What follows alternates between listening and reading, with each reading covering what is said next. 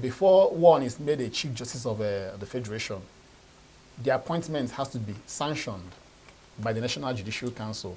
And for that to be done, the person has to be deemed to be qualified to occupy that position. For instance, there is a particular number of years because in as much as it is conventional for the Chief Justice of the Federation to be appointed from the 7 Justices of the Supreme Court, there is no law that also prohibits the president from even going outside the confines of the Justice of the Supreme Court to appoint a practicing lawyer. For instance, a practicing lawyer who has practiced law for at least up to 10 years in the country is also qualified to be a judge, in which case the president can go outside, the shores of the already existing Justice of the Supreme Court to appoint. So if, for instance, the person you are trying to put forward is not qualified constitutionally to occupy that particular position, then that would be a ground upon which the Senate will say no, that you have forwarded this person's name for us to give our stamp of approval, but we will not do that. Secondly, prima facie, the candidate may be qualified, but there may be an allegation, a very fundamental allegation against that person. Let's say allegation bordering on corruption. If prima facie the allegation is weighty, then the Senate may say that based on public policy, that if you have the right to, to put forward the name or names of candidates, as the case may be, who you want to occupy this particular position, that this particular individual whose name you have forwarded to us, that there are fundamental challenges that has bedeviled his candidacy based on so and so reports, let's say security reports, if there is a very, not just flimsy, if there is a very cogent security report against the person sought to be made the Chief Justice of the Federation, based on that security report, the Senate can say, based on national interest, that we will not be giving our approval, in as much as the president is given that powers to appoint whoever he wants to, subject to the fact that that appointment must be done in line with the Constitution. So it's not an open-ended power. And that's why the National Judicial Council is there to ensure that whoever may be put forward to occupy that position should be someone who is constitutionally qualified to occupy that position.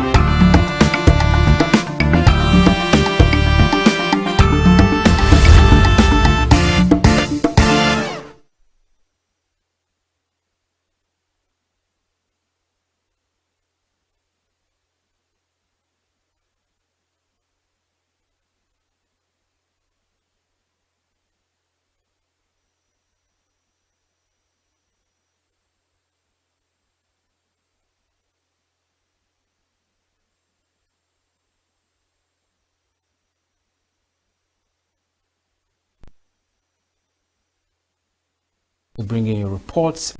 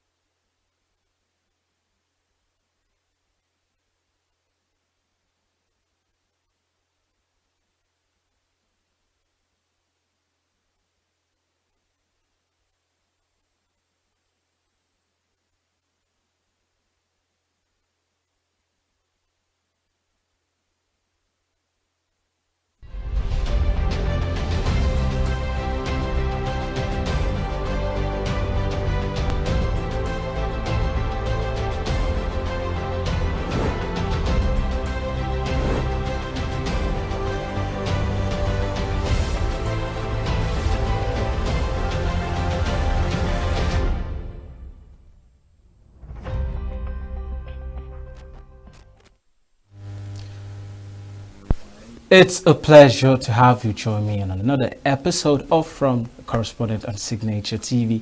I am Emmanuel Tewas bringing you reports and conversation for our correspondent. Stay tuned to see what we have for you for this episode. First of all, we'll bring you the launch of Signature TV on SLTV, Nigeria's biggest indigenous cable platform, at its Raymond Dokpesi Broadcasting House headquarters, expanding its broadcast reach beyond online platforms. Then we'll bring you Oji River Local Government Chairman Greg Anyabodike initiates road rehabilitation in the area, starting with the Oji Achi Ogu Road.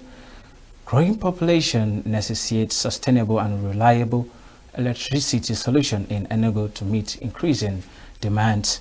Then we'll look at the ENUGU 36th ENUGU International Trade Fair organized by ESIMA, showcasing local and international comments.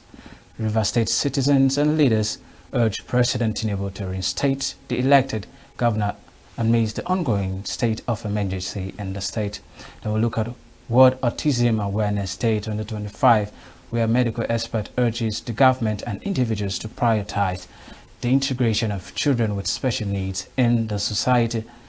Bishop Onya urges Christians to live holy lives and selfless life for internal life during Evangelist Emmanuel Agbo's burial service. Then we'll bring you the just concluded primaries in Enugu, in Anambra State, I beg your pardon, which three parties produce candidates for the Anambra State governorship election slated for November 8th. All these after a quick time. Stay with us, we'll be right back. Every second, every minute, every day, news is breaking, events occur, and there are new developments. At Signature TV, we follow these stories objectively, bringing all sides without bias, explaining the complex issues, breaking down the numbers, and investigating the issues behind the news.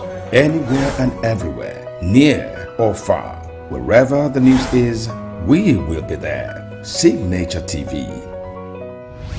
News in your pocket.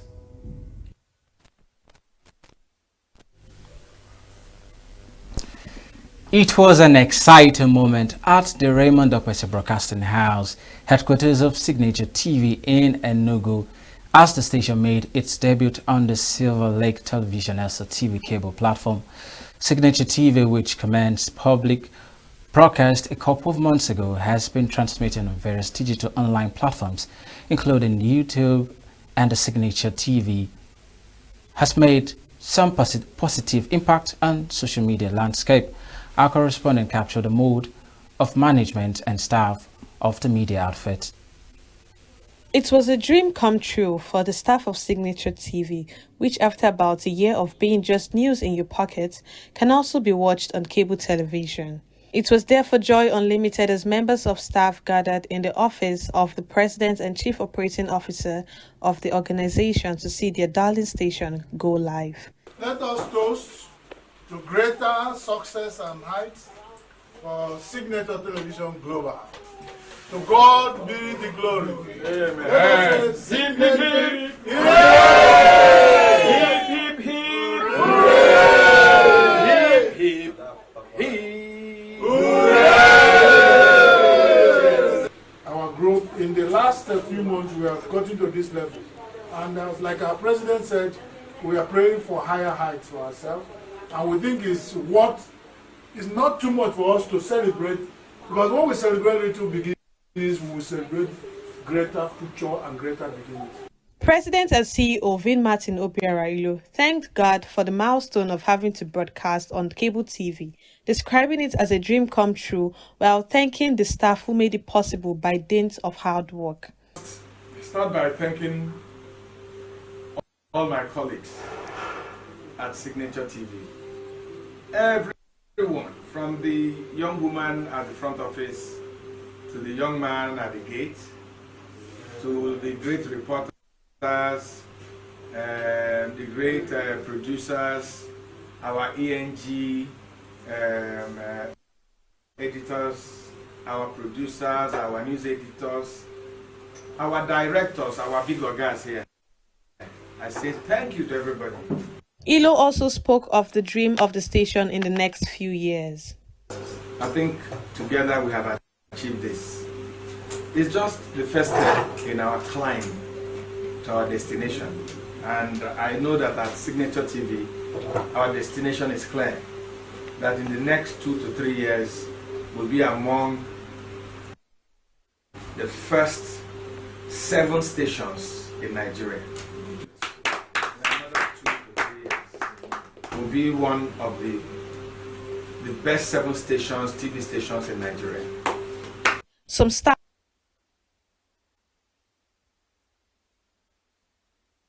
have bared their mind on the feat. And thank God today it's up and running. We're on different platforms, YouTube, TikTok, Telegram, Instagram, everywhere. And thank God today we are on SLTV. It's a very big achievement for us. And I think I am so very happy. I've been on YouTube for a couple of months now, and this is a really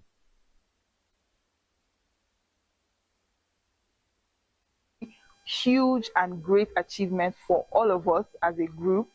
And I'm so excited that finally we are out there for the world to see us and to hear us. And to all our viewers, make sure to continue supporting us. Make sure to watch us 24/7 on SLTV.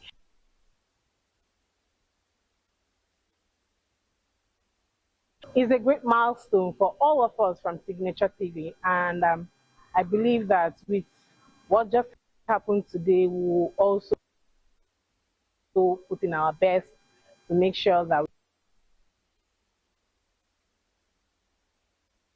we are representing. We are very, very elated and very delighted for the story coming onto us that Signature TV, our favorite TV station, is now on SLTV. The head of Master Control Room, Emmanuel Azunda, was recognized by the management of Signature TV for his efforts in making sure that the station gets on the platform. I just had to look for solutions. I had to call who I want to call. I had to do something. That's how I believe in my workspace. I had to do something, and I knew that I was going to get a result. So whether I failed at that moment, whether I failed or not, I believe that there is something that must be done to achieve this. So at the end of the day, I got an award from the company, and I'm very, very grateful to the management of Signature TV. I'm very, very grateful. With the emergence of the new cable TV, Signature TV, on Silver Lake Television, SLTV platform, the viewing public is assured of a new source of reliable, unbiased, and accurate information. Signature TV is committed to bringing you the latest news, in-depth analysis, and thought-provoking discussions. In ENUGU, Quainsley Rowland.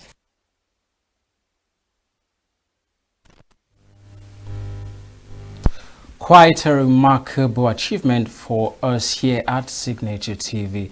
Of course, we know that with this achievement, you can't beat the rich.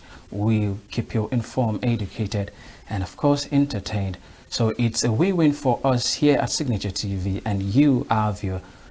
The chairman of Oji River Local Government Area of ENUGU State, Greg Anyabodike, has flagged off the rehabilitation of some road projects in the area.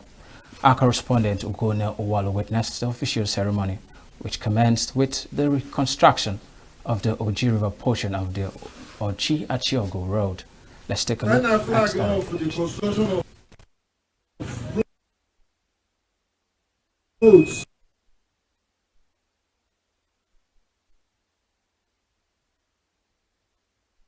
in Oji River, including all the roads that leads to all the smart schools. Amen. Chukwu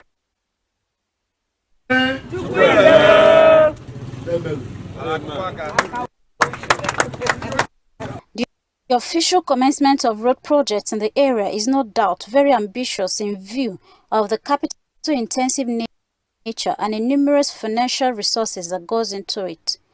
Anye Budike said the project is aimed at connecting communities, boosting economic growth, and improving the quality of life for residents of the local government.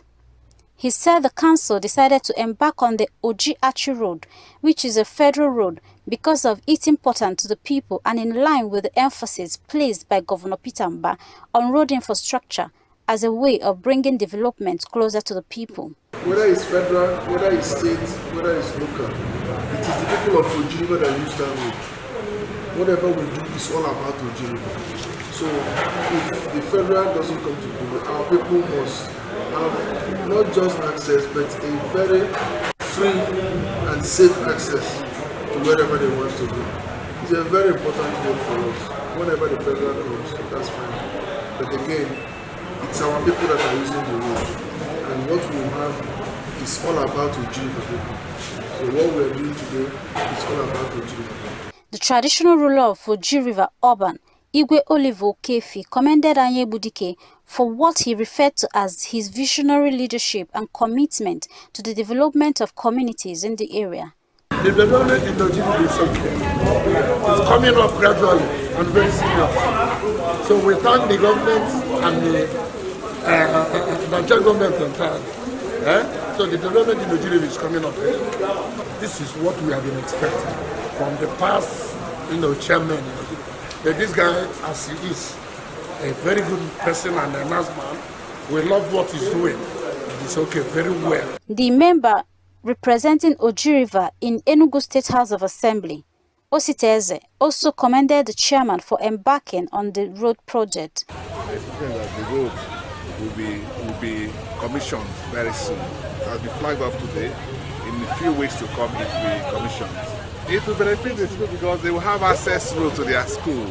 Even the communities are also going to benefit, their parents are going to benefit, not just the school. The whole community are going to benefit from it. Connecting people, places, and opportunities remain the vision behind Oji River Road project. Ugono Walu for Signature TV.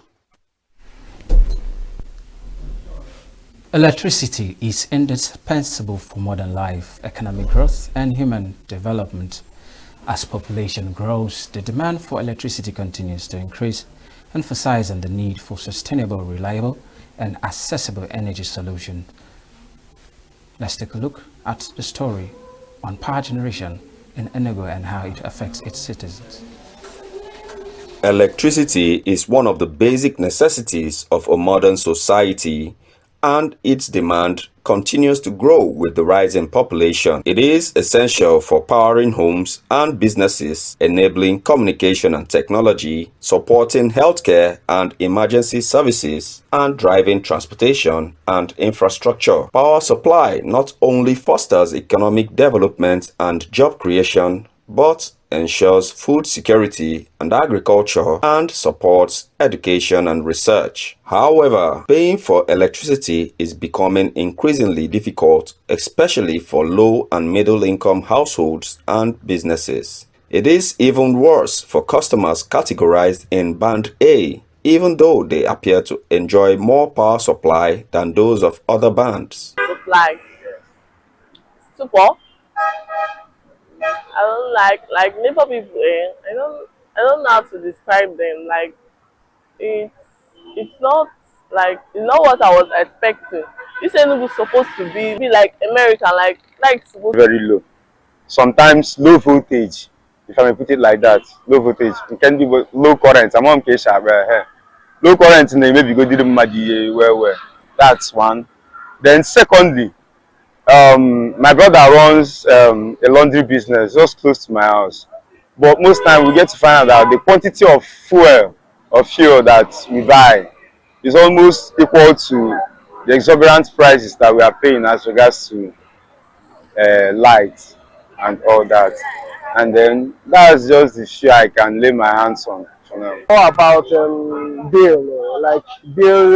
Like one flat in our side is 30,000 per flat.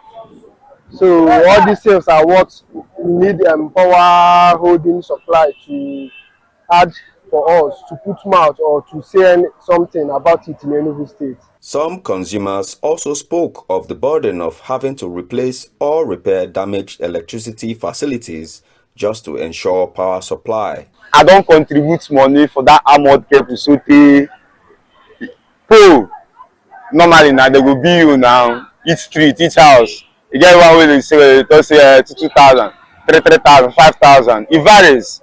You understand? But that armored cable, if I say that my particular house, you will pay 15,000 for that armored cable. We are living in what do they call it? Ogwago. Yeah, we used to contribute money in our yard. So yes. Transformer. I've used my money on transformer on my former street. However, the communications manager of ENUGU Electricity Distribution Company, EEDC, Emeka Eze, says that customers are not supposed to replace power infrastructure without permission from the EEDC. The pole and the lines, and there's a problem. Maybe the pole breaks, or maybe the line develops issue. It is the responsibility of the distribution company to do that. Chinedum Ukabiala of the ENUGU Electricity Regulatory Commission, EERC, encourage customers to bring issues between them and power distribution companies up for amicable settlements. We had to come up with that regulation on customer service standards and protection. So now with that, there's a provision where if a customer is not satisfied by the services is being provided by the service provider, manpower now, for instance, in Enugu State, then he has a room for redress through us. So, and that provision provides that if they are going to complain and after 30 days you didn't get satisfaction, you now come to us. So when you come to us, we will now follow to make sure that the needful is done. Where it is not done, then we will take up the burden to make sure that you are satisfied. As the issue of right pricing for electricity and removal of tariff lingers, one expects the new electricity regulator in the state, the Enugu State Electricity Regulatory Commission, to live up to expectations of consumers by ensuring not only a fair deal in terms of tariff, but commensurate supply of services. Raymond Ken Mbata reporting for Signature TV. You're still watching from the correspondent on Signature TV. This is where we bring you stories behind the headlines. The bubbling city of Enugu is alive once again as it played host to the 36th edition of the Enugu International Trade Fair. The annual event organized by the Enugu Chamber of Commerce, Industry, Mines and Agriculture, ISIMA, brings together local and international exhibitors, investors and entrepreneurs in a vibrant showcase of innovation, commerce and industry. Our correspondent Precious Chagaram was there to document the event for Signature TV, and in a moment or so she would be talking to us about this event and her experience on the field. Let's take a look at that report.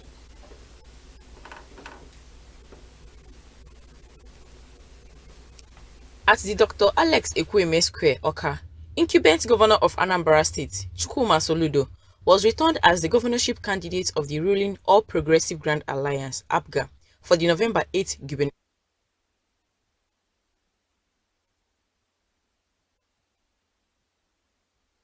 We are committing ourselves to fighting to break down those decades of challenges that have made it difficult for businesses to thrive. But while we do this, we also know that there is a part businesses must play.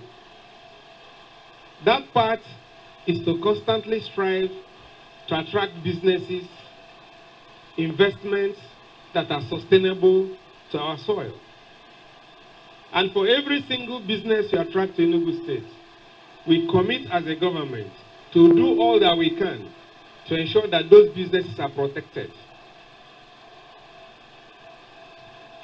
We know that challenges exist, from the distortions in the exchange market, infrastructure that we are struggling to ensure that we spread to all parts of our state, to some level of insecurity you face outside Enugu and within parts of Enugu for businesses. But these are global problems. These are developing economic problems. But you can agree with me that in the last 21 months, we have achieved astronomical success in providing security, in providing infrastructure, and in investing critically in education. You know about our smart green schools. Because if we will encourage businesses to come to Enugu to set up, we must train our people to have the skills needed to take advantage of the opportunities those businesses will create. So that businesses will encourage to come. We will not go down because of non-availability of requisite skills to run and drive them.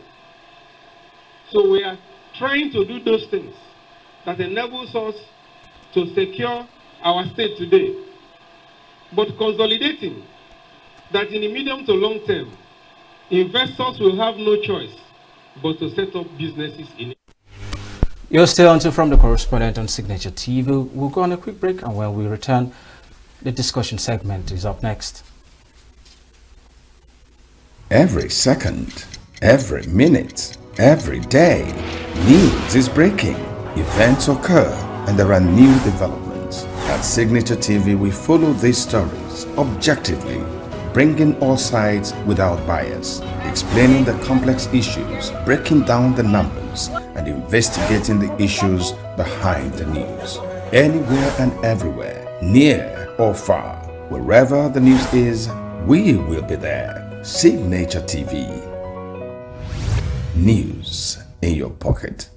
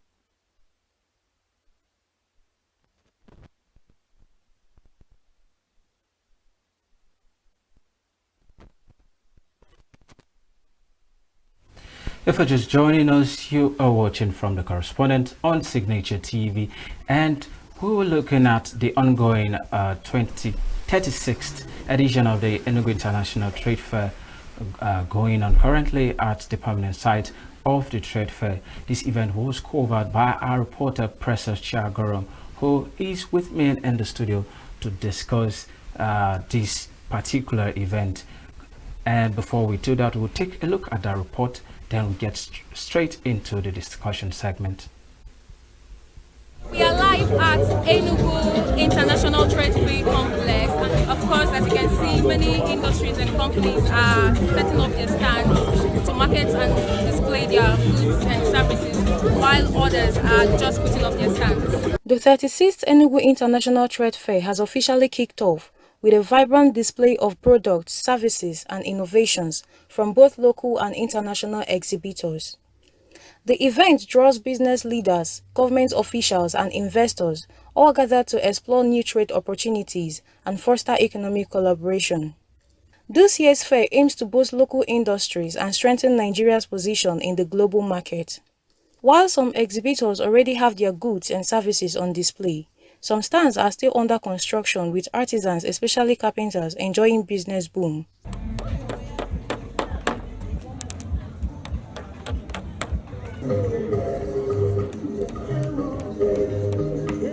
We are still going to meet up. At least we came yesterday. We've seen how far we've gone. I believe we are still going to meet up, Sha. Yeah. At least we've sold today. We've sold half bag of our products. Yes, so far the trade fair is going very well. We came in day before yesterday, and we were able to set up our booths. And so far people have come around to check out our products, and they are quite satisfied with what they are seeing. Me myself, I'm very happy to see what's going on. This is we have now it's full enough now. Before it's done, but now it's coming up. Well, I make an aspect. The food is too much now. To eat night, you know, 1,500. You can't eat it. We are managed. Me, I got sort almost 4 stores. I'm not the one owning this one. We build. We come up. We go to all kind of all trade fairs. We are part of the trade fair artisan of Nigeria. We go to trade fair to build stand. So maybe this stand come late anyway. But this stand here is NDE. While some business owners and visitors say that this year's trade fair has been encouraging, others have their reservations, blaming the situation on the harsh economic condition in the country. My expectation is really very high because quite some years I've been coming here and it has been okay. But I don't know how it's going to be for this very year. But I'm believing God that it will be okay. I have seen a lot of things here, and I am not satisfied with what is happening in this place. In the first place, these structures now, you can see that people are still building their structures, which is not proper. Last year, we talked about it, and we thought that the state government or whoever is responsible should have built all these structures, just like in Kaduna and Lagos and Thailand. So that when people come, they just go and buy one, get it to that place and furnish it. It's a good thing that the 36th ENUGU International Trade Fair is holding. Amidst the hyper and super inflation in the country, the harsh economy, the phase is able to take off. And just the starting. We are happy that a lot of military companies are here. You can see the National Directorate of the Corporation, the Dangote, and many others are here. We are hoping it will pick up, but in my expectation, well, people have not turned up as much as usual because the economy has continued to bite hard, and many SMEs, small medium enterprises, are finding it difficult to survive. The marketing consultant for the fair, Nick Hayes, said that efforts are on to scale up the fair to attract more participants this year and subsequent editions through increased sensitization. But basically what we came to do was to scale up things. 36 years of international trade fair, it looks like a lot of things were still not done properly. There were not much scale up. People were getting disillusioned, especially the people in ENUGU. Companies were no longer getting interested in coming. And by the way, ENUGU International Trade Fair is next to Lagos International Trade Fair. So we don't see the reason why this should not be, if not as scaled up as Lagos, but comparatively, getting close to what happens in Lagos. And I think it's because of what has been happening in the past, the lack of sensitization especially. People don't know about the trade fair, they don't know what's happening and all of that. Director General of ESIMA, Uche Chukwumba, described this year's fair as unique in many respects and an improvement on previous outings. As you are seeing, is the 36th edition of ENUGU International Trade Fair is a drastic shift from the normal trade fair we used to have. We are promoting more of indoor exhibition. and that is where we are going. We need to take it up to a level where international exhibitors will want to be part of it, and that is what we are doing. So we are inviting people from entire southeast to come into Enugu. It's happening here. Exhibitors are here. Alone in this Onis hall where we are now, we have over 30 exhibitors, and if you go to other halls, we have a hall where we have close to 50 exhibitors. He acknowledged the need for greater support from the federal government, but assured that the organization is committed to achieving its goals. Mba reviewed plans to construct more impressive exhibition halls capable of accommodating a significant number of exhibitors. The federal government will be asking them for over decades to develop here as they did to Lagos and Kaduna, but nobody is doing anything. So the chamber leadership, led by Saudé Gajidon, the president, decided to take the bull by its horn. We took a bold step with the construction of the first 3,000 square meter exhibition hall. As I'm talking to you, that hall is about 80 to 85% to its completion. Hopefully in the next 2-3 months, the executive governor of Enugu State will be here in person to commission that project. That is one out of 5 of such halls that we want to have in this compound.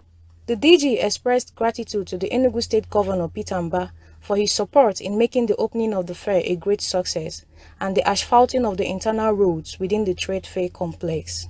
From all indications, events have not fully kicked off, but participants and visitors are upbeat that tempo will increase in the next few days. From the permanent site of ENUGU International Trade Fair, Precious Chago reporting for Signature TV News.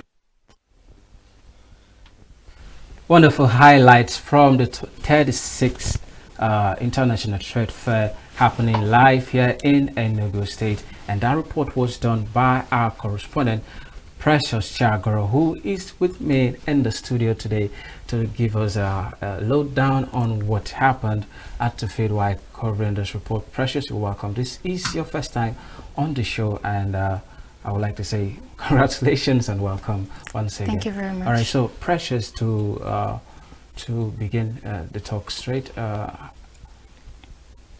how did you go about covering this report? Well, I would say it was a tough one though, because at first we were denied entrance. Okay. We were unable to cover people, but later on I would say it was successful. So okay, so you look a bit tense. Do you need a glass of water? We can make it available for you. All right, so Precious, it was a long day. We understand the kind of events that characterize a trade fair of such magnitude being organized by the state government. With what you saw on the field, please can you just take us through this maybe bit by bit the experience? And you said you made mention of you being stopped or getting entrance into the venue of the event. So how did you maneuver the whole process to get this report done?